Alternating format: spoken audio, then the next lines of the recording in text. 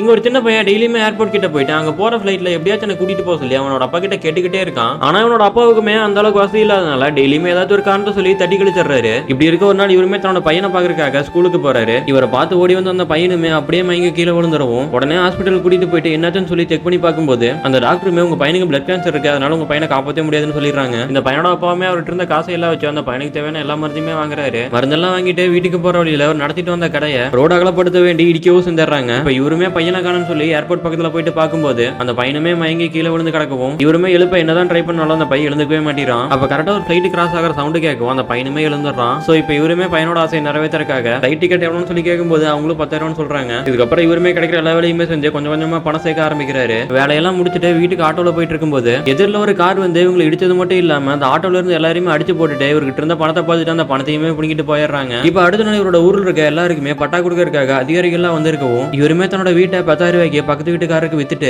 அந்த பணத்தை எடுத்துட்டு போயிட்டு ஃபிளைட் டிக்கெட் வாங்கலாம்னு பார்க்கும்போது ஆனா அங்க இருக்கிறவங்க டிக்கெட்டோட விலை 2,000 ரூபாய் ஏறிடுச்சுன்னு சொல்றாங்க. சோ இப்போ இவருமே ஒரு வச்சிருந்த வண்டியை வித்துட்டு அந்த பணத்தை வச்சு டிக்கெட் வாங்கி இந்த பையன் ஆசைப்பட்ட மாதிரி அவனை ஃபிளைட்லயுமே கூட்டிட்டு போறாரு. ஆனா அந்த பையன் ஃபிளைட் டேக் ஆஃப் ஆகிறதுக்கு முன்னாடியே இறந்து போயிடுறான். இப்ப கரெக்டா ஃபிளைட் டேக் ஆஃப் ஆகவும் பையனோட ஆசையை நிறைவேற்றி வச்சுட்டு இவருமே பையனோட சேர்ந்து அந்த இடத்துல இறந்து போயிடுறாரு.